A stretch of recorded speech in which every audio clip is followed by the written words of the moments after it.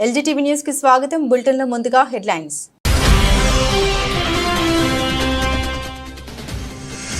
Mauritius అధ్యక్షుడికి పవిత్ర గంగా జలాన్ని కానుకగా ఇచ్చిన నరేంద్ర మోదీ. గంగా జలంతో పాటు పలు బహుమతులు అందజేసిన మోదీ.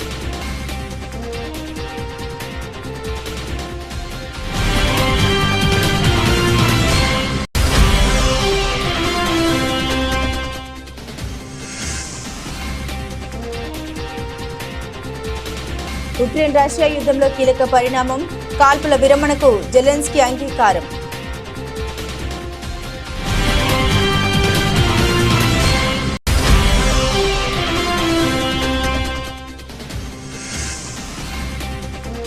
తమిళనాడు సహా దక్షిణాది రాష్ట్రాల్లో సీట్లు పెరుగుతాయన్న రాజ్నాథ్ సింగ్. అభ్యంతరాలు ఉంటే ఆ అంశాలను స్టాలిన్ లేవనెత్తవచ్చన్న కేంద్ర మంత్రి.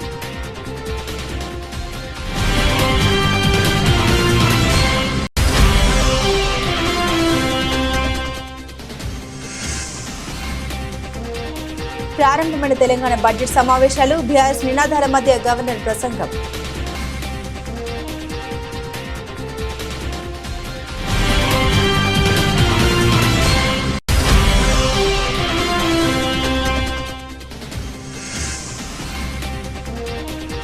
ప్రతి కార్యకర్తకి అండగా ఉంటా. వైసీపీ ఆవిర్భావ దినోత్సవం సందర్భంగా జగన్.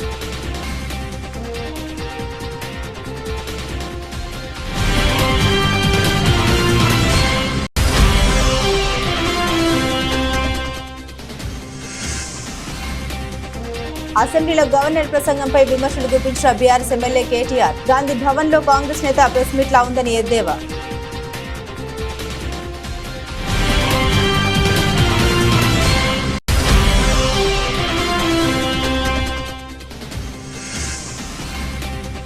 ఐదేళ్లలో ప్రపంచమంతా చూసేలా ఏపీలో మోడల్ ఎడ్యుకేషన్. శాసనసభలో మంత్రి లోకేష్ వెల్లడి.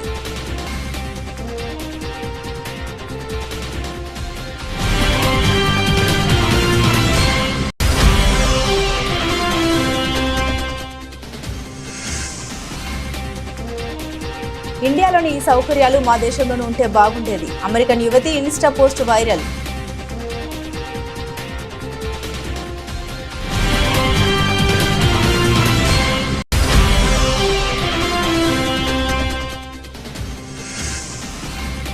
కాశీ నేపథ్యంలో మహేష్ రాజమౌళి సినిమా. టాలీవుడ్ లో ఇంట్రెస్టింగ్ న్యూస్ చక్కర్లు.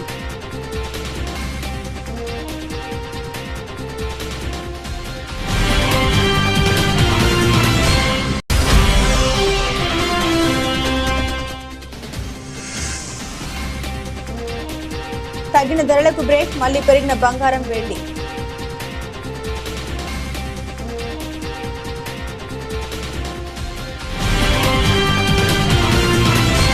మారిషస్ లో పర్యటిస్తున్న ప్రధాని నరేంద్ర మోదీ ఆ దేశ అధ్యక్షుడు ధరం గోకుల్ కు మహాకుంభమేళా నుండి తీసుకెళ్లిన పవిత్ర జలాన్ని అందించారు.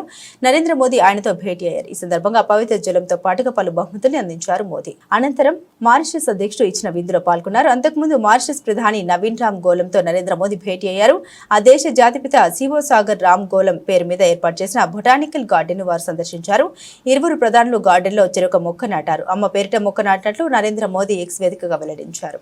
గ్లోబల్ సౌత్ అయిన, హిందూ మహాసముద్రమైన లేదా ఆఫ్రికా ఖండమైన మారిషస్ మా ముఖ్యమైన భాగస్వామి అని ప్రధాని మోదీ అన్నారు. 10 సంవత్సరాల క్రితం మారిషస్ లో విజన్ సాగర్ లేదా ప్రాంతంలో అందరికీ భద్రత మరియు వృద్ధి పునాది రాయి వేయబడిందన్నారు. ఈ మొత్తం ప్రాంతం యొక్క స్థిరత్వం మరియు శ్రేయస్సు కోసం మేము సాగర్ విజన్ తో ముందుకు వచ్చామని తెలిపారు. గ్లోబల్ సౌత్ కోసం మా దృష్టి ఉంటుంది. మహాసాగర్ అంటే ప్రాంతాల్లో భద్రత మరియు వృద్ధి కోసం పరస్పర మరియు సంపూర్ణ అభివృద్ధి చేస్తామని ప్రధాని తెలిపారు. హింద్ మహాసాగర్ హో या अफ्रीका भूभाग, मॉरिशस हमारा महत्वपूर्ण साझेदार है। 10 वर्ष पहले विजन सागर यानी security and growth for all in the region की आधारशिला यहीं मॉरिशस में रखी गई थी। इस पूरे क्षेत्र की स्थिरता और समृद्धि के लिए हम सागर विजन लेकर चले हैं। आज इसको आगे बढ़ाते हुए मैं कहना चाहूंगा कि ग्लोबल साउथ के लिए हमारा विजन रहेगा सागर से आगे बढ़कर के महासागर यानी mutual and holistic advancement for security and growth across regions. इसमें trade for development, capacity building for sustainable growth और mutual security for shared future की भावना समाहित है। इसके तहत टेक्नोलॉजी शेयरिंग, कंसेशनल लोन और ग्रांट के माध्यम से सहयोग किया जाएगा। రష్యా ఉక్రెయిన్ మధ్య మూడేళ్లుగా జరుగుతున్న యుద్ధంలో కీలక పరిణామం చోటు చేసుకుంది. అమెరికా ప్రతిపాదించిన 30 రోజుల కాల్పుల విరమణ ఒప్పందానికి ఉక్రెయిన్ అంగీకరించింది. జెడ్డాలోని ఓర్నాడ్ హోటల్లో దాదాపు 9 గంటల పాటు జరిగిన చర్చల అనంతరం ఈ ప్రతిపాదనకు కీవ్ ఆమోదం తెలిపింది.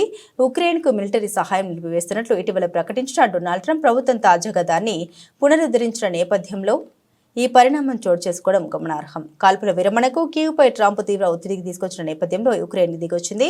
ఈ నేపథ్యంలో ఉక్రెయిన్ అధికారులు సౌదీ అరేబియాలో చర్చలకు మొగ్గు చూపడం ద్వారా రాజకీయ ఆసక్తి కనబరిచారు. వైమానిక సముద్ర దాడులపై పాక్షిక సంధిని ప్రతిపాదించారు.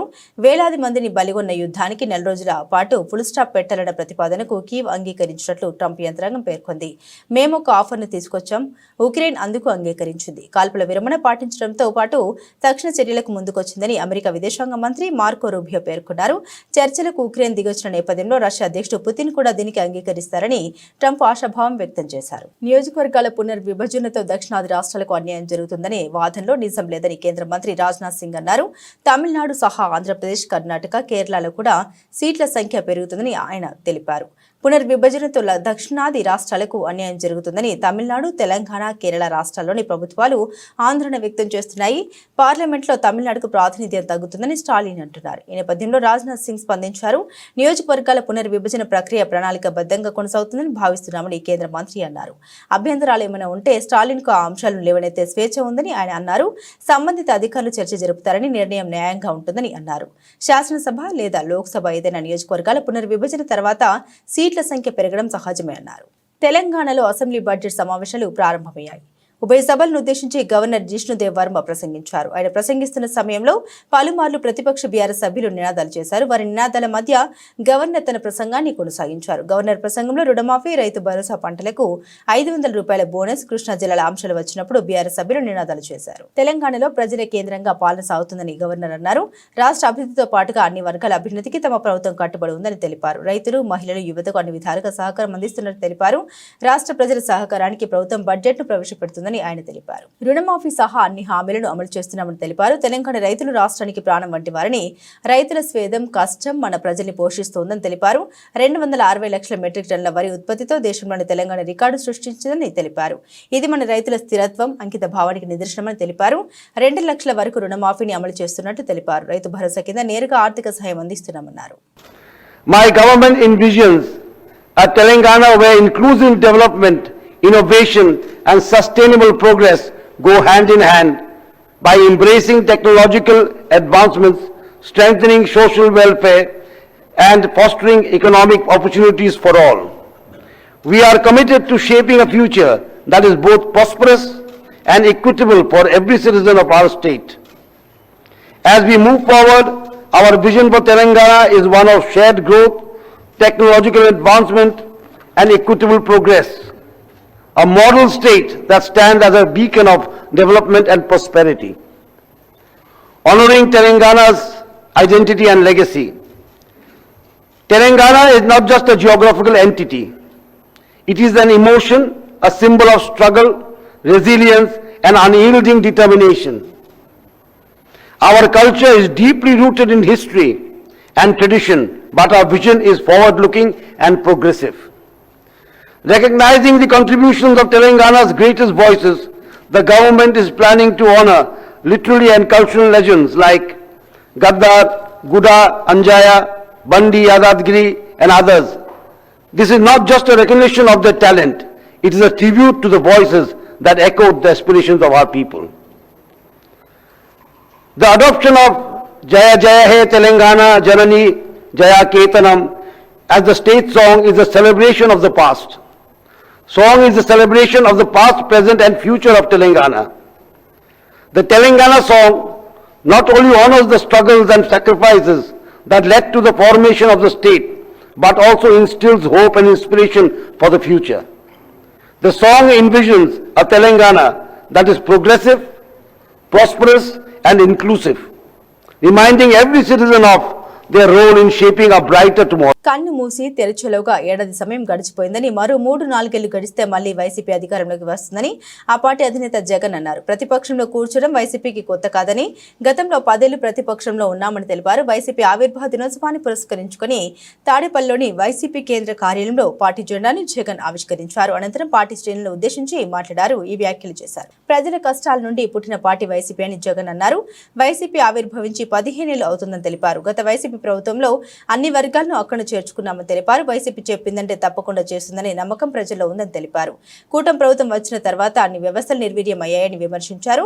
ప్రజల గొంతుకగా వైసీపీ పోరాడుతోందని తెలిపారు. వసతి దీవెనకు ఏడాదికి 1100 కోట్లు, ఫీజు రియంబర్స్మెంట్ కు 2800 కోట్లు కావాలని, అయితే కూటమి ప్రభుత్వం గత ఏడాది కేవలం 700 కోట్లు విడుదల చేసి చేతులు దులుపుకుందని మండిపడ్డారు.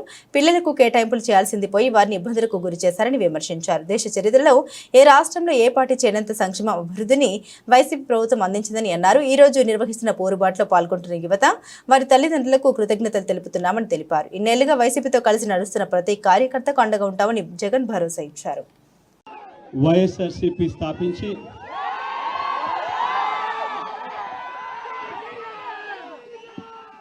15 సంవత్సరాలు దాదాపుగా ఈ రోజుతో మొదలవుతా ఉంది. ఈ 15 సంవత్సరాల ఈ వైఎస్ఆర్సీపీ ప్రయాణంలో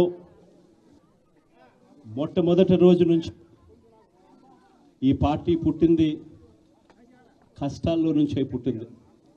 ప్రజల కష్టాలను వైఎస్ఆర్సీపీ పార్టీ తమ కష్టాలుగా భావించి ప్రజల తరపున వాయిస్ ఆఫ్ ది వాయిస్లెస్ కింద ప్రతి అడుగులోనూ పోరాటం చేస్తూనే వస్తూ ఉంది వైఎస్ఆర్సీపీ.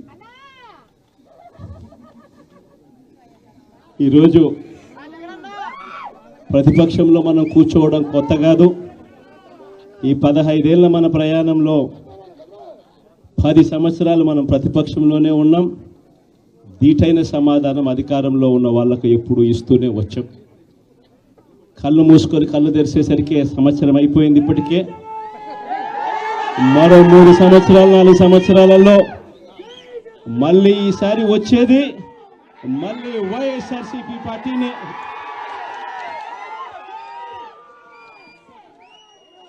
ఈరోజు వైఎస్ఆర్సీపీకి సంబంధించిన ప్రతి కార్యకర్త కూడా గ్రామంలో ఉన్న ఏ ఇంటికైనా కూడా వెళ్ళొచ్చు. ఏ పేదవాడింటికైనా కూడా వైఎస్ఆర్సీపీ కార్యకర్త సగర్వంగా తలెత్తుకుని కాలర్ ఎగిరేసుకొని వెళ్ళే పరిస్థితి వైఎస్ఆర్సీపీకి సంబంధించిన కార్యకర్తలకు ప్రతి ఒక్కరికి ఉంది. ఏ ఇంట్లోకి వెళ్ళినా కూడా వైఎస్ఆర్సీపీ కార్యకర్తను చూసినప్పుడు ఆ ఇంట్లో నుంచి వచ్చే ప్రతి అక్క, ప్రతి చెల్లెమ్మ, ప్రతి అన్న, ప్రతి తమ్ముడు, ప్రతి సోదరుడు, ప్రతి రైతన్న, ప్రతి అవ్వ కూడా వైఎస్ఆర్సీపీ కార్యకర్తను చూసినప్పుడు చిక్కటి చిరునవ్వుతోనే పలకరిస్తుంది. కారణం వైఎస్ఆర్సీపీ ఏదైనా కూడా చెప్పిందంటే చేస్తుంది అన్న నమ్మకం ఈరోజు ప్రతి ఇంట్లో కూడా ఉంది. కాబట్టి ఈరోజు అటువంటి పరిస్థితుల మధ్య ఈరోజు యాదృచ్ఛికంగా తెలంగాణలో ప్రస్తుతం ఉన్న పరిస్థితికి చావుడప్పు కొట్టాలని, కానీ పెళ్లిలో డీజే కొట్టినట్లుగా అసెంబ్లీలో వలె గవర్నర్ ప్రసంగం ఉందని బీఆర్ఎస్ వర్కింగ్ ప్రెసిడెంట్ కేటీఆర్ అన్నారు. అసెంబ్లీలో ఉభయ సభలను ఉద్దేశించి గవర్నర్ ప్రసంగించిన అనంతరం సభ వాయిదా పడింది. అనంతరం మీడియా పాయింట్ వద్ద కేటీఆర్ మాట్లాడుతూ రేవంత్ రెడ్డి ప్రభుత్వం ఏదో ఉద్ధరించినట్లుగా గవర్నర్ ప్రసంగం సాగిందని విమర్శించారు. ఈ ప్రసంగం గాంధీ భవన్ లో కాంగ్రెస్ నేతల ప్రెస్ మీట్ లా ఉందని ఎద్దేవా చేశారు. 420 హామీలో ఒక్క హామీ నెరవేర్చుకుంటా లక్షల కోట్ల అప్పు చేసిన రేవంత్ రెడ్డి ప్రభుత్వాన్ని గవర్నర్ మందలిస్తారని భావించామని, కానీ గాంధీ భవన్ లో కార్యకర్త ప్రసంగించారని ఆయన విమర్శించారు. ఒక్క కొత్త ప్రాజెక్టుకు ఇటుక కూడా ఈ ప్రభుత్వం పెట్టలేదని ఆయన అన్నారు. ఢిల్లీకి మూటలు పంపడానికి రేవంత్ రెడ్డి ప్రభుత్వం ఉందని విమర్శించారు. దావోస్ ద్వారా 1,72,000 కోట్ల రూపాయల పెట్టుబడులు వచ్చాయని డబ్బా కొట్టారని, కానీ తాము తీసుకొచ్చిన కంపెనీలు ఈ రోజు ఇతర రాష్ట్రాలకు తరలిపోయాయని తెలిపారు.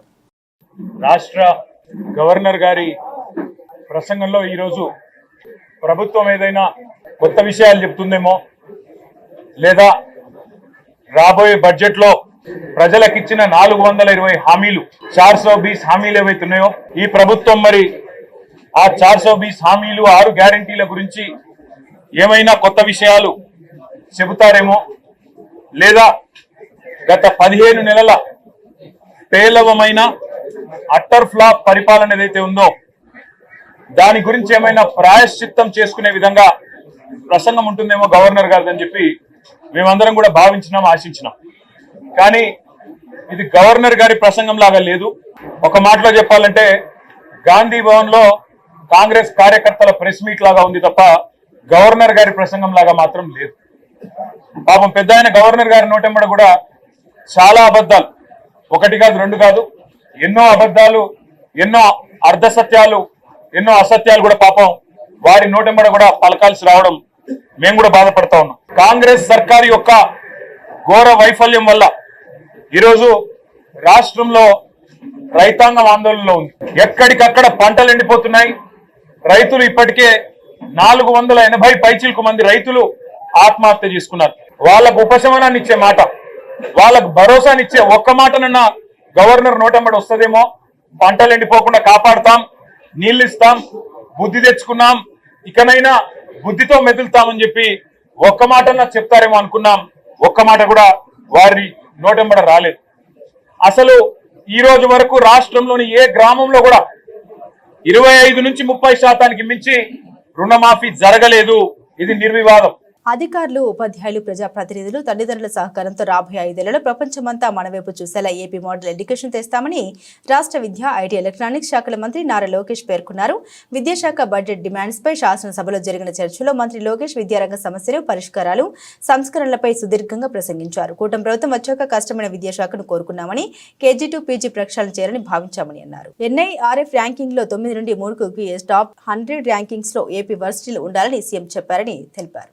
కేజీ టు పీజీ కరికులం మొత్తం మేము రీవ్యాంప్ చేస్తున్నాం అధ్యక్ష. సో మీరు చూస్తే అధ్యక్ష, నాకు తెలిసినంత వరకు ఆంధ్ర రాష్ట్ర చరిత్రలో మొదటిసారి హెచ్ఆర్డి సెక్రటరీ గారు ఉన్నారు అధ్యక్ష. గతంలో స్కూల్ ఎడ్యుకేషన్ సెక్రటరీ ఉన్నారు, హైయర్ ఎడ్యుకేషన్ సెక్రటరీ ఉన్నారు, స్కిల్ డెవలప్మెంట్ సెక్రటరీ. ఒకరు మాట్లాడుకునేవారు కాదు, ఒకరు పాలసీ ఇస్తున్నారు, అది వేరే విరుద్ధంగా ఉండేది అధ్యక్ష. ఇట్లా కాకుండా మొత్తం టైం చేసడానికి నేను గౌరవ ముఖ్యమంత్రి గారిని కోరి సింగిల్ సెక్రటరీ ఇవ్వండి సార్, నాకు చాలా ఈజీగా ఉంటుందని నేను చెప్పాను. సో కేజీ నుంచి పీజీ వరకు కూడా చాలా సిస్టమేటిక్ గా మేము చేస్తాం జరుగుతుంది అధ్యక్ష. అంతేకాకుండా అధ్యక్ష, గతంలో కూడా చెప్పాను అధ్యక్ష, నేను మా అధికారులందరినీ ఇతర రాష్ట్రాలకు పంపించా, మహారాష్ట్రకు పంపిస్తే చాలా అద్భుతమైన ఒక యాక్షన్ ప్లాన్ తీసుకున్నారు అధ్యక్ష. ఎందుకంటే పిల్లలు కూడా పుస్తకాలు వెయిట్ తగ్గించాల్సిన బాధ్యత మన పైన ఉంది. సో ఇప్పుడు ఏం చేసాం అంటే సెమిస్టర్ వారిగా పుస్తకాలు ఇస్తాం అధ్యక్ష.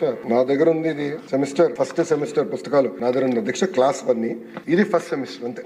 3 సబ్జెక్ట్స్ దీంట్లోనే, తెలుగు, ఇంగ్లీష్, అదే విధంగా మనకి మ్యాథ్స్, 3 ఒకే పుస్తకాలు ఉన్నాయి అధ్యక్ష. చాలా నీట్ గా బైండ్ చేసాం. ఇది వచ్చేసి టెక్స్ట్ బుక్ అధ్యక్ష, ఇది వర్క్ బుక్ అంతే. 2 పుస్తకాలు తీసుకెళ్తే చాలా అధ్యక్ష. పిల్లలు ఎలాంటి భారం అవసరం లేదు అధ్యక్ష. దీంట్లో కూడా చూస్తే అధ్యక్ష, క్లాస్ 1 కి గతంలో 8 పుస్తకాలు ఇస్తే ఇప్పుడు 4 ఇవ్వగలుగుతున్నాం. క్లాస్ 2 కి 8 ఇస్తే 4, క్లాస్ 3 కి వచ్చేగల 12 పుస్తకాలు ఉండేది, ఈ ఆప్టిమైజేషన్ 8 అయింది. క్లాస్ 4 కి వచ్చేగల 12, 8, క్లాస్ 5 వచ్చేగల 12, 8 అయింది అధ్యక్ష. అట్లా పుస్తకాలు వెయిట్ తగ్గించాలి, సెమిస్టర్ వారికి ఇస్తే పిల్లలు ఇది మోయాల్సిన అవసరం లేదు. ఊకే డెడ్. తెలంగాణ ముఖ్యమంత్రి రేవంత్ రెడ్డిని ప్రముఖ సినీ నటుడు మంచు మోహన్ బాబు, ఆయన తనయుడు మంచు విష్ణు కలిశారు. ముఖ్యమంత్రికి శాల్వా కప్పి సన్మానించారు. ముఖ్యమంత్రితో భేటీకి సంబంధించిన ఫోటోలను మంచు విష్ణు తన ఎక్స్ ఖాతా వేదికగా పంచుకున్నారు. తెలంగాణ ముఖ్యమంత్రి రేవంత్ రెడ్డిని కలిసే అవకాశం తమకు లభించిందని మంచు విష్ణు పేర్కొన్నారు. పలు ముఖ్యమైన అంశాలపై ఆయనతో చర్చించడం ఆనందంగా ఉందని రాసుకొచ్చారు. తెలుగు చలనచిత్ర పరిశ్రమ అభివృద్ధికి ఆయన చూపిన చొరవకు, నిబద్ధతకు ధన్యవాదాలని తెలిపారు. నిరుద్యోగ యువత కోసం రాష్ట్ర ప్రభుత్వం కొత్త పథకాన్ని ప్రకటించింది. ఎస్సీ, ఎస్టీ, బీసీ, మైనార్టీ నిరుద్యోగ యువత కోసం రాజు యువ వికాసం పథకాన్ని ప్రవేశపెడుతున్నట్లు ఉప ముఖ్యమంత్రి భట్టి విక్రమార్క తెలిపారు. ఎస్సీ, ఎస్టీ, బీసీ, మైనార్టీ కార్పొరేషన్ల ద్వారా 5 లక్షల మంది యువతకు ఈ పథకం కింద స్వయం ఉపాధి అవకాశాలు లభిస్తాయని తెలిపారు. చాకలి ఐలమ్మ మహిళా యూనివర్సిటీలో ఏర్పాటు చేసిన విలేకరుల సమావేశంలో భట్టి మాట్లాడారు. గత బీఆర్ సర్కార్ నిరుద్యోగ యువతను పూర్తిగా విస్మరించిందన్నారు. కార్పొరేషన్లకు నిధులు ఇవ్వకుండా నిర్లక్ష్యం చేసిందని ఆరోపించారు. కాంగ్రెస్ ప్రభుత్వం రాగానే యువతకు స్వయం ఉపాధి పథకాలను అందించాలని సీఎం రేవంత్ రెడ్డి నిర్ణయం తీసుకున్నారన్నారు. ఎస్సీ అభివృద్ధి, గిరిజన సంక్షేమ శాఖలు సీఎం వద్ద, బీసీ సంక్షేమ శాఖ పొన్నం ప్రభాకర్ వద్ద ఉన్నాయని తెలిపారు. యువతకు స్వయం ఉపాధి కల్పించాలన్న ఉద్దేశంతో వారు కార్యాచరణ ప్రణాళిక రూపొందించారన్నారు. ఇప్పటికే టీజీపీఎస్సీ ద్వారా ఉద్యోగాన్ని భర్తీ చేస్తూ నిరుద్యోగులకు ఉద్యోగ అవకాశాలు కల్పిస్తున్నామని, ఇంకా మిగిలిపోయిన వారికి స్వయం ఉపాధి పథకాలను అందించాలని నిర్ణయించామని తెలిపారు. ఉపయోగపడేటట్టుగా 6,000 కోట్ల రూపాయలతో 6,000 crores 6,000 కోట్ల రూపాయలతో ఈ అన్ఎంప్లాయిడ్ యూత్ కోసం రాజీవ్ యువ వికాసం పేరుతో రేపు 15 మార్చి 2025 నుంచి 15 మార్చి 2025 నుంచి ఈ కార్పొరేషన్ నుంచి అప్లికేషన్స్ ఇన్వైట్ చేస్తూ ఉన్నారు. Notification state level on 15th March 2025. ఈ అన్ఎంప్లాయిడ్ యూత్ అంతా కూడా ఇచ్చినటువంటి నోటిఫికేషన్ ఆధారం చేసుకొని 15th March 2025 నుంచి 5th April 2025 వరకు, అంటే కనీసం 20 days వాళ్ళు అన్ఎంప్లాయిడ్ యూత్ అప్లికేషన్స్ అప్లై చేసుకోవడానికి సమయం ఇచ్చి సెలక్షన్ ఆఫ్ బెనిఫిషరీస్ని 6th April 2025 నుండి 31st May 2025 కల్లా కంప్లీట్ చేస్తారు. దానికంటే కాంగ్రెస్ ప్రభుత్వం నిలదీస్తున్న వారిపై అక్రమ కేసులు వేధింపులు కొనసాగుతున్నాయి. తాజాగా ఇద్దరు మహిళా జర్నలిస్టులు రేవతి, తన్విని పోలీసులు అరెస్టు చేశారు. బుధవారం ఉదయం 4 గంటల సమయంలో 12 మంది మఫ్టీ పోలీసులు రేవతి ఇంటికి వెళ్లారు. ఆమెను అదుపులోకి తీసుకున్నారు. జర్నలిస్టు రేవతి ఫోన్, ఆమె భర్త దర్శకుడు చైతన్య దంతులూరి ఫోన్, ల్యాప్టాప్ సైతం బలవంతంగా పోలీసులు తీసుకెళ్లారు. అలాగే రేవతికి చెందిన పల్స్ యూట్యూబ్ ఆఫీసును సీజ్ చేశారు. రైతు బంధు రావట్లేదని ఒక రైతు మాట్లాడిన వీడియో ప్రసారం చేసినందుకు గాను అక్రమ కేసులు బనాయించి రేవతిని అరెస్టు చేసినట్లు తెలుస్తోంది. Hi, I know my face looked like this because I just woke up from my sleep. ఒక అరగంట అయింది. ఇంటికి టైం ఇప్పుడు అబౌట్ 5:15 అవుతుంది. ఒక హాఫ్ అన్ అవర్ క్రితం పోలీసులు వచ్చారు ఇంటికి. So they might pick me and take me. I thought I should tell everybody. So please, one thing is clear. Revanth Reddy wants to silence me or threaten me, or even, put pressure on my family. Let's see what happens. Bye. America అంటే భూతల స్వర్గమని చాలా మంది భారతీయుల నమ్మకం. ఆ దేశంలో settle కావాలనేది చాలా మంది కల. అక్కడ లేని సౌకర్యం అంటూ లేదని పౌరులు సుఖంగా జీవిస్తున్నారని భావిస్తుంటారు. అయితే అగ్రరాజ్యంలో లేని చాలా సదుపాయాలు మన భారతదేశంలోనే ఉన్నాయని, ఇక్కడున్న సదుపాయాలు అమెరికాలోనూ ఉంటే ఎంత బాగుండేదోనని ఓ యువతి చెబుతుంది. అమెరికా సిటిజన్ అయిన సదరు యువతి ప్రస్తుతం భారత్లో పర్యటిస్తుంది. మన దేశానికి ప్రత్యేకమైన 10 సౌకర్యాలను ప్రస్తావిస్తూ అమెరికాకు ఈ సదుపాయాలు అవసరమని చెప్పింది. ఈ మేరకు ఇన్స్టాలో ఓ వీడియో పోస్టు చేసింది. ప్రస్తుతం సోషల్ మీడియాలో వైరల్ గా మారిన ఈ పోస్టులో ఏముందంటే, నరేంద్ర మోదీ సర్కార్ ప్రతిష్టాత్మకంగా తీసుకొచ్చిన డిజిటల్ పేమెంట్స్ వ్యవస్థ అమెరికాకు ఎంతో అవసరమని యుఎస్ సిటిజన్ క్రిస్టియన్ ఫిషర్ తెలిపారు. డిజిటల్ ఐడి, యూపీఐ వ్యవస్థతో నగదు వెంట తీసుకెళ్లే ఇబ్బంది తప్పిందని, భారతీయులకు ఇది మంచి సదుపాయమని వివరించారు. చేతిలో ఫోన్ ఉంటే చాలు మొత్తం బ్యాంకింగ్ వ్యవహారాలని చక్కబెట్టుకోవచ్చని అన్నారు. ఒక అమెరికా మాత్రమే కాదు, మొత్తం ప్రపంచం ఈ విధానాన్ని అమలు చేయాలని అభిప్రాయపడ్డారు. మన దేశంలోని పట్టణాల్లో అడుగడుగునా కనిపించే ఆటోలు అమెరికాలోనూ ఉంటే ఎంచక్క తక్కువ ఖర్చుతో వేగంగా ప్రయాణం చేసే వీలు ఉండేదని ఫిషర్ చెప్పుకొచ్చారు. అనారోగ్యానికి గురైతే ఎలాంటి అపాయింట్మెంట్ లేకుండా నేరుగా వైద్యుని కలిసే అవకాశం ఇండియాకు మాత్రమే సొంతమని, అమెరికాలో డాక్టర్ను కలుసుకోవాలంటే కనీసం వారం ముందు అపాయింట్మెంట్ తీసుకుని బుక్ చేసుకోవాలని, ఒక్కోసారి డాక్టర్ అపాయింట్మెంట్ కోసం నెలల తరబడి వేచి ఉండాల్సిన పరిస్థితి ఉందని తెలిపారు. ముందస్తు అపాయింట్మెంట్ లేకుండా వైద్యుని కలవడం దాదాపుగా అసాధ్యమని చెప్పుకొచ్చారు. Here are some things that India does that I wish we had in America. Everything seems to be digital, from IDs like Aadhaar card, PAN card, and birth certificate to things like UPI and payments. It's all online and it's super convenient. Using things like autos and rickshaws are a really cheap, quick, easy, and convenient way to get around. Also, the availability of doctors and medicine with no appointments needed and no prescription needed for medicines. At least in Delhi, the government offers free waste removal service. In America, we had to pay for that. It's really easy and affordable to hire help and skilled laborers in India, whereas in America, people don't do it. It's just far too expensive. Vegetarian options is another one. In India, at least half the menu at a restaurant will be vegetarian, whereas in America, there's maybe one option on the menu. Mahesh Babu కథానాయకుడిగా రాజమౌళి దర్శకత్వంలో రూపొందుతున్న jungle adventurous action entertainer నిర్మాణం నుండి ప్రేక్షకుల్లో ఆసక్తిని రేకెత్తిస్తుంది. Larger than life కథాంశాలతో వెండితెరపై magic చేస్తుంటారు రాజమౌళి. ఈ నేపథ్యంలో ఈ సినిమా కథ ఏమిటన్నది అందరితో ఆసక్తిని పెంచుతుంది. అమెజాన్ అడవుల నేపథ్యంలో ట్రెజర్ హంట్ కథాంశం ఇదని గతంలో వార్తలొచ్చాయి. తాజా సమాచారం ప్రకారం ఈ కథలో కాశీ నేపథ్యం కీలకంగా ఉంటుందని తెలిసింది. భారతీయ పురాణాలతో సంబంధం కలిగిన అడ్వెంచరస్ జర్నీగా రాజమౌళి ఈ చిత్రాన్ని తెరకెక్కిస్తూ ఉన్నారని సమాచారం.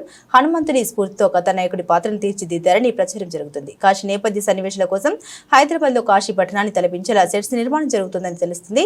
మైథాలజీ హిస్టరీలతో కూడిన అడ్వెంచరస్ థ్రిల్లర్ గా రాజమౌళి ఈ సినిమాను తీర్చిదిద్దుతున్నారని చెబుతున్నారు. ప్రస్తుతం ఒడిశాలోని కోరాపుట్ పర్వత పంక్తుల్లో ఈ సినిమా షూటింగ్ జరుగుతుంది. దుర్గా ఆర్ట్స్ పతాకంపై కేఎల్ నారాయణ తెరకెక్కిస్తున్న ఈ చిత్రానికి గరుడ అనే టైటిల్ ప్రచారంలో ఉంది. టీమిండియా లెజెండ్ మహేంద్ర సింగ్ ధోని ఏం చేసిన క్షణాల్లో వైరల్ అయిపోతుంది. ఎప్పుడో గానీ బయట కనిపించని మహి ఒకవేళ పబ్లిక్ స్పేస్ లోకి వస్తే మాత్రం వైరల్ అయిపోతారు. అతడు ఏం మాట్లాడినా ఏం చేసినా ఇట్ట ట్రెండ్ అయిపోతుంది. ఇంటర్నేషనల్ క్రికెట్ కు గుడ్ బై చెప్పి చాలా కాలమైన ఐపీఎల్ లో ఆడుతూ యాడ్స్ చేస్తూ సేవ కార్యక్రమాల భాగమవుతూ తన క్రేజ్ ను మరింత పెంచుకుంటూ పోతున్నాడు ధోని. అలాంటి తాజాగా మా డ్యాన్స్ తో పిచ్చెక్కించాడు. పించ్ హిట్టర్ రిషబ్ పంత్ సోదరి సాక్షి వివాహం గ్రాండ్ గా జరిగింది. ముస్సోరిలో ఘనంగా జరిగిన ఈ పెళ్లి వేడుకలో పలువురు భారత క్రికెటర్లు సందడి చేశారు. అయితే ధోని సురేష్ రైనా స్పెషల్ అట్రాక్షన్ గా నిలిచారు. పంత్తో కలిసి మాస్ స్టెప్స్ వేస్తూ అలరించారు. మహి అయితే చిన్న పిల్లాళ్ళ మారిపోయారు.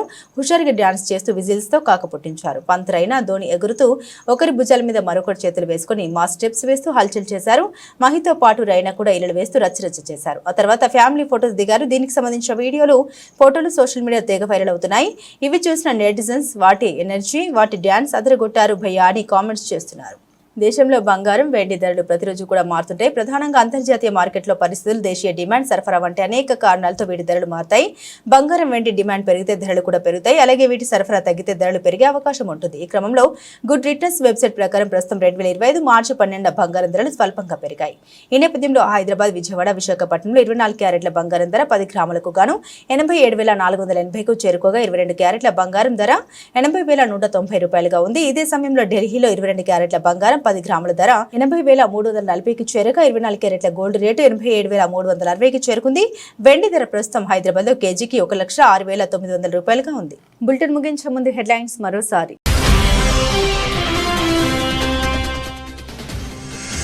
మారిషస్ అధ్యక్షుడికి పవిత్ర గంగాజలాన్ని కానుకగా ఇచ్చిన నరేంద్ర మోదీ.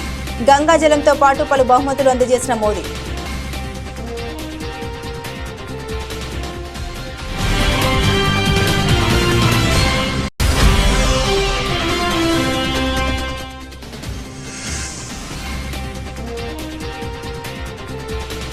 ఉక్రెయిన్ రష్యా యుద్ధంలో కీలక పరిణామం. కాల్పుల విరమణకు జెలెన్స్కీ అంగీకారం.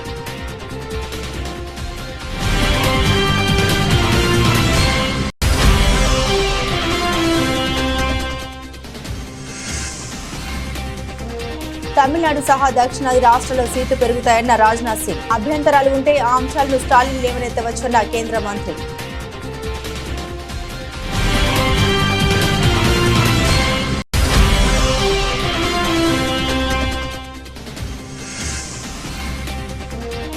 ప్రారంభమైన తెలంగాణ బడ్జెట్ సమావేశాలు. బీఆర్ఎస్ నినాదాల మధ్య గవర్నర్ ప్రసంగం.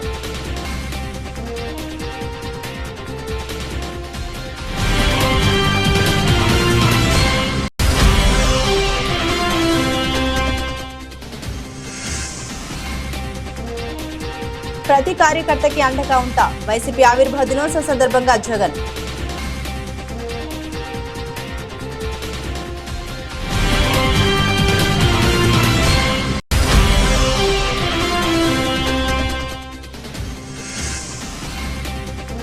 అసెంబ్లీలో గవర్నర్ ప్రసంగంపై విమర్శలు గుప్పించిన బీఆర్ఎస్ ఎమ్మెల్యే కేటీఆర్. గాంధీ భవన్ లో కాంగ్రెస్ నేత ప్రెస్ మీట్ లా ఉందని ఎద్దేవా.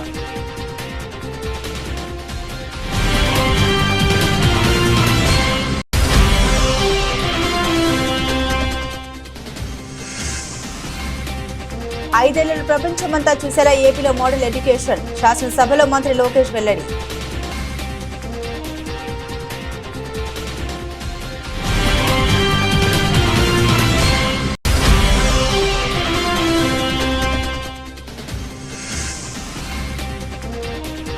ఇండియాలోని ఈ సౌకర్యాలు మా దేశంలోనూ ఉంటే బాగుండేది. అమెరికన్ యువతి ఇన్స్టా పోస్ట్ వైరల్.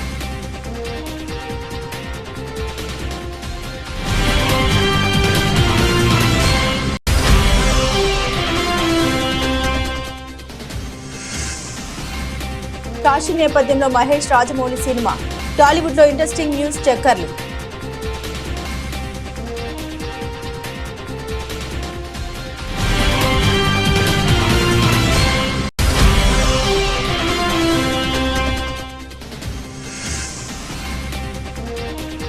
తగ్గిన ధరలకు బ్రేక్. మళ్లీ పెరిగిన బంగారం, వెండి.